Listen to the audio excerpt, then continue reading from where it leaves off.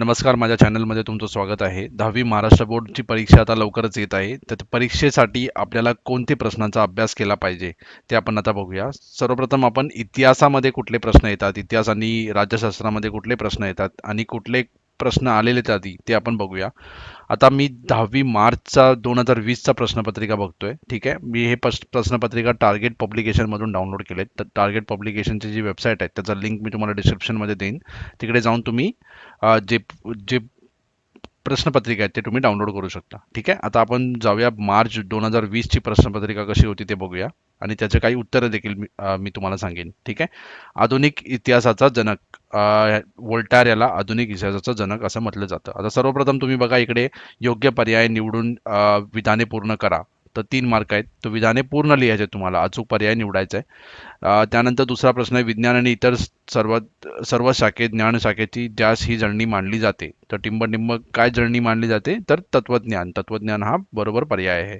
महाबळेश्वर जवळील भिलार हे गाव म्हणून प्रसिद्ध आहे, पुस्तकांचे गाव म्हणून प्रसिद्ध आहे. खूप महत्त्वाचा प्रश्न आहे, बऱ्याच वेळा आपल्या बोर्डामध्ये विचारला गेला आहे.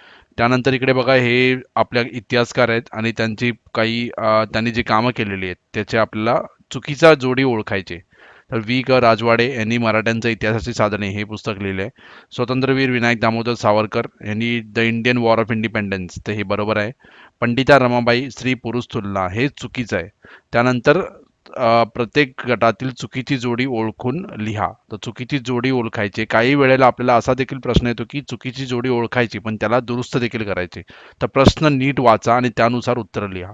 ठीक आहे, आता हे न्यूजपेपर आहेत किंवा हे वृत्तपत्र आहेत आणि ते कुणी चालू केले याची नावं आहेत. तर इकडे दीनबंधू गोपाळ हरी देशमुख हा चुकीचा पर्याय आहे. त्यानंतर इकडे बघा, railway station Chhatrapati Shivaji Maharaj terminus Mumbai हा बरोबर आहे. अभयारण्य दाजीपूर बरोबर आहे. नैसर्गिक वारसा पश्चिम घाट व तेथील कास पठार बरोबर आहे. लेणी माथेरान चिखलदरा हे थंड हवेचे ठिकाण आहेत, हे लेणी नाही आहे. लेणी अजंठा लेणी, वेरूळ लेणी, तर चुकीचा उत्तर आहे लेणी. ठीक आहे, त्यानंतर इकडे बघा, आपण बघतोय की इकडे आपल्याला भारतातील जागतिक नैसर्गिक वारसा स्थळे हे विचारलेत. आता जर मी आपल्या पुस्तकात गेलो तर पुस्तकात पीडीएफ जो आहे त्या पीडीएफ मध्ये जर या इकडे गेलो मी, तिसरा धडा आहे आपला, त्या तिसऱ्या धड्यामध्ये तुम्हाला याची उत्तर सापडतील. आता पश्चिम घाट, आता भारतातील जागतिक नैसर्गिक वारसा स्थळे, आता नैसर्गिक आपल्याला विचारले. ठीक आहे, तर नैसर्गिक मध्ये तुम्ही हे सगळे लिहू शकता. ठीक आहे, त्यानंतर काझीरंगा राष्ट्रीय उद्यान, केवळदेव राष्ट्रीय उद्यान, मानस वन्यजीवन अभयारण्य, सुंदरबन राष्ट्रीय उद्यान, ग्रेट हिमालयन पार्क हे लिहू शकता. ठीक आहे, इकडे जागतिक सांस्कृतिक दिलेले आहेत. सांस्कृतिक जर प्रश्न आला तर याच्यापैकी तुम्हाला लिहायचं आहे नैसर्गिक, इकडे नैसर्गिक दिलेले आहेत. ठीक आहे, थोडा अभ्यास तुम्हाला केला पाहिजे तर या प्रश्नांची उत्तरे तुम्ही लिहू शकता आणि 2 मार्क तुम्हाला मिळतील. त्यानंतर इकडे बघा, बैठे खेळ हे खूप सोपं आहे. जर मी पीडीएफच्या 56 पानावरती जातोय, खेळ आणि इतिहास हा धडा आहे. इकडे बैठे खेळ तुम्हाला दिलेले आहेत, बुद्धिबळ, पत्ते, सोंगाट्या, कॅरम, काचकवड्या हे तुम्ही लिहू शकता. त्यानंतर पर्यटनाचे प्रकार पर्यटन आणि इतिहास या धड्यात जर गेलो आपण तर तिकडे आंतरराष्ट्रीय पर्यटन, स्थानिक व आंतरराष्ट्रीय पर्यटन, ऐतिहासिक पर्यटन, ठीक आहे, भौगोलिक पर्यटन, कृषी पर्यटन हे तुम्ही लिहू शकता. अ, आता हा स्त्रीवादी इतिहास आणि मनोरंजनाची आवश्यकता, खेळांचे महत्त्व खेळ आणि इतिहास या धड्यात आहे. स्त्रीवादी इतिहास हा दुसऱ्या धड्यात आहे.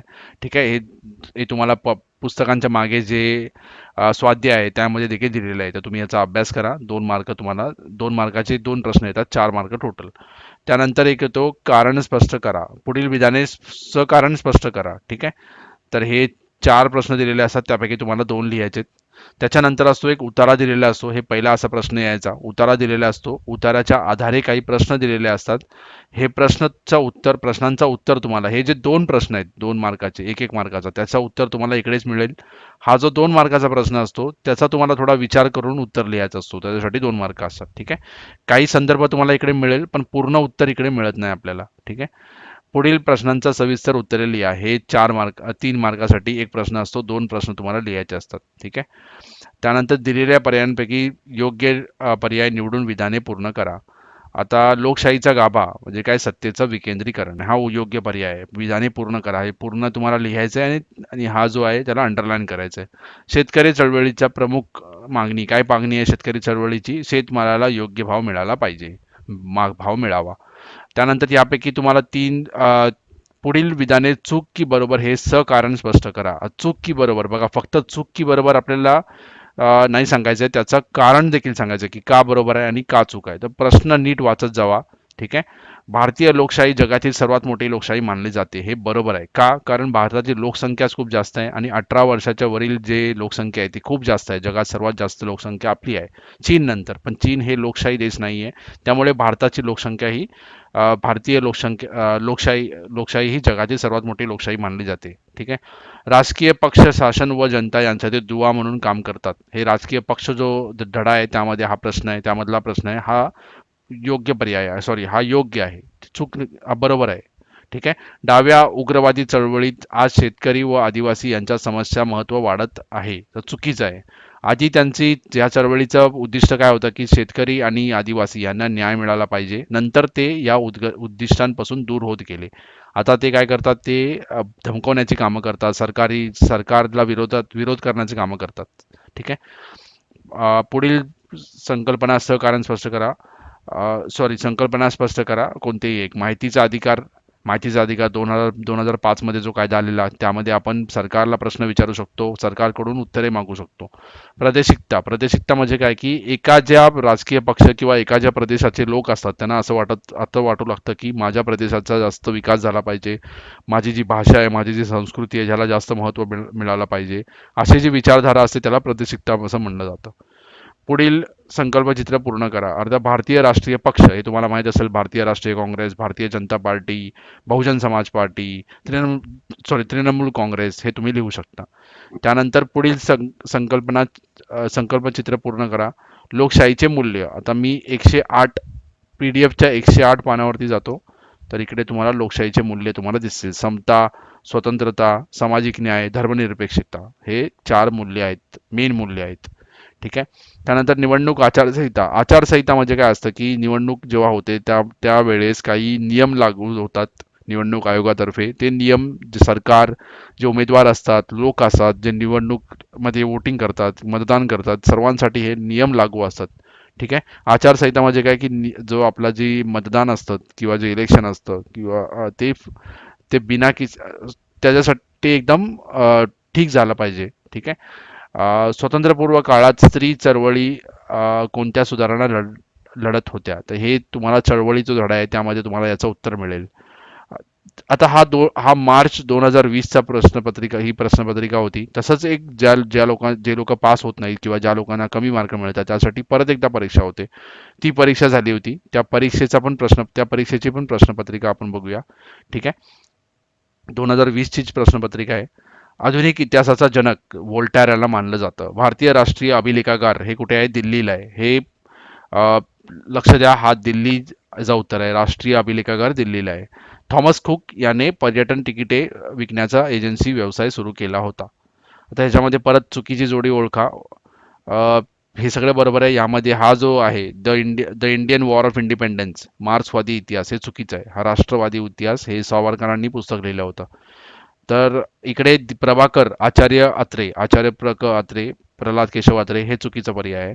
त्यानंतर आंतरराष्ट्रीय पर्यटन, थंड हवेच्या ठिकाणी भेटी हे चुकीचं आहे. ठीक आहे. बाकी सर्व बरोबर आहे बघा. ऐतिहासिक पर्यटन, ऐतिहासिक वारसा स्थळांना भेट देणे, निमित्तिक इतिहास म्हणजे कुठलं तरी निमित्त असतं त्यासाठी आपण निमित्तिक पर्यटन म्हणजे त्यासाठी आपण पर्यटन करतो, जसं की फिल्म फेस्टिवल, पुस्तक प्रदर्शनाची भेटी. क्रीडा पर्यटन, क्रीडा सामने पाहण्यासाठी जाणे, मग त्यामध्ये हा जो पर्याय आहे हा चुकीचा आहे. परत बघा इकडे मी सांस्कृतिक वारसा, मूर्त आणि अमूर्त हे 26 जर आपण पीडीएफच्या 26 पानावरती जर गेलो तर इकडे तुम्हाला याचं उत्तर मिळेल. हे तुम्ही यापैकी काही लिहू शकता. त्यानंतर आपण विदेशी मैदानी खेळ. आता मी 56 जर पानावरती गेलो तर मैदानी खेळ तुम्हाला इकडे दिसतील. ठीक आहे. इकडे बघा दिलेले आहेत. Badminton, table tennis, hockey, cricket, football, golf, polo हे सगळे विदेशी मैदानी खेळ आहेत. त्यानंतर लेणी. परत आपण इकडे गेलो. तिसरा धडा जो आहे महाराष्ट्रातील वारसा स्थळे, railway station, Chhatrapati Shivaji Maharaj terminus, नैसर्गिक वारसा, लेणी तर आपण लिहू शकतो यामध्ये अजंठा लेणी, वेरूळची लेणी, एलिफंटा लेणी, अभयारण्य आपण इकडे पश्चिम घाट लिहू शकतो. ठीक आहे. नैसर्गिक वारसा, नैसर्गिक वारसामध्ये जर इकडे गेलो आपण, तर आपण तिसऱ्या धड्यात जर इकडे गेलो, तिसऱ्या धड्यामध्ये तुम्हाला याचं उत्तर सापडेल. बघा इकडे पश्चिम घाट इकडे आपण लिहू शकतो नैसर्गिक वारसामध्ये. ठीक आहे. त्यानंतर ही परत अनज पद्धती, अनज प्रणाली, खेळ आणि चित्रपट, त्यानंतर दशावतारी नाटके, हे सर्व आपल्याला पुस्तकाच्या जे आपले मागे अ, स्वाध्याय आहेत त्यामध्ये हे याचे उत्तर आहेत. तर तुम्ही ह्याचे हे प्रश्न आहेत ते तुम्ही अभ्यास करा आणि तुम्ही परीक्षेत लिहू शकता. पुढील बिटाने सहज कारण स्पष्ट करा. परत कोणतेही दोन तुम्हाला लिहायचे चार पैकी, हे तुम्ही बघून घ्या. परत इकडे बघा उतारा दिलेला आहे, त्या उताराच्या खाली काही प्रश्न आहेत. या प्रश्नांची दोन, जसं मी सांगितलं, दोन प्रश्नांची उत्तरे तुम्हाला डायरेक्ट इकडे मिळतील. तिसरा जो प्रश्न आहे त्याचा थोडा विचार करून आपण आपल्याला उत्तरं लिहायला लागतं. परत दोन प्रश्न आपल्याला लिहायचे 3-3 मार्कासाठी, थोडे मोठे, कमीत कमी 6 पॉईंट्स तुमचे आले पाहिजेत. आता राज्यशास्त्र, दिलेल्या पर्यायापैकी योग्य पर्याय निवडून पुढील विधाने पुन्हा लिहा. भारतीय संविधानात बदल करण्याचा अधिकार कोणाला असतो? संसदेला असतो. शेतीचे उत्पादन वाढण्यासाठी आणि अन्नधान्याबाबत स्वयंपूर्ण होण्यासाठी आपण हरित क्रांती केली होती, हरित क्रांती करण्यात आली. परत आता इकडे विधानं दिलेली आहेत, चूक की बरोबर आपल्याला ओळखायचे आणि ते सहकारण स्पष्ट करायचं आहे. तर संविधानाचे स्वरूप एखाद्या जिवंत दस्तावेजाप्रमाणे असते. तर हे बरोबर आहे, कारण संविधानामध्ये आपण बदल करू शकतो. संसदेला बघा इकडे दिलेलं आहे, भारतीय संविधानात बदल करण्याचा अधिकार हा संसदेला असतो. जसं जसं प्रगती होत जाते, जसं जसं समाज बदलत जातो, तसं तसं आपण कायदे देखील बदलतो आणि संसदेकडे अधिकार असतो की ते संविधानामध्ये बदल करू शकतात. त्यामुळे आपण म्हणू शकतो की संविधान हे जिवंत दस्तावेज आहे. शिरोमणी अकाली दल हे राष्ट्रीय पक्ष आहे, चुकीचं आहे. शिरोमणी अकाली दल हे प्रादेशिक पक्ष आहे, पंजाबमधील प्रादेशिक पक्ष आहे. लोकशाही टिकवण्यासाठी दक्ष राहावे लागते, तर बरोबर आहे. लोकशाही टिकवण्यासाठी आपले जे नागरिक आहेत आणि जे पक्ष आहेत, राजकीय पक्ष आहेत, त्यांना दक्ष राहावं लागतं. परत एक मताधिकार, निवडणूक आयोगावरती तुम्ही दुसऱ्या धड्यात तुम्ही ह्याचं उत्तर तुम्हाला मिळेल. ठीक आहे. त्यानंतर परत हे संकल्पचित्र पूर्ण करा.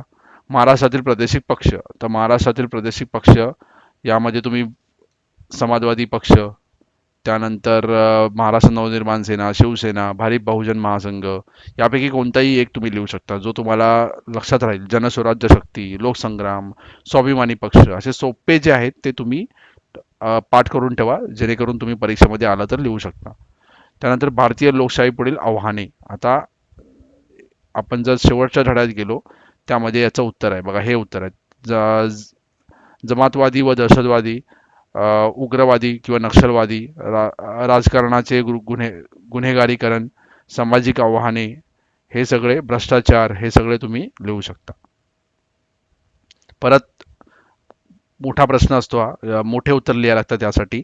तर 2 मार्काचा एक प्रश्न असतो, तो कोणताही एक तुम्हाला लिहायचा असतो. ठीक आहे. हे 2020 मध्ये जे प्रश्नपत्रिका आलेले ते आपण बघितलेत.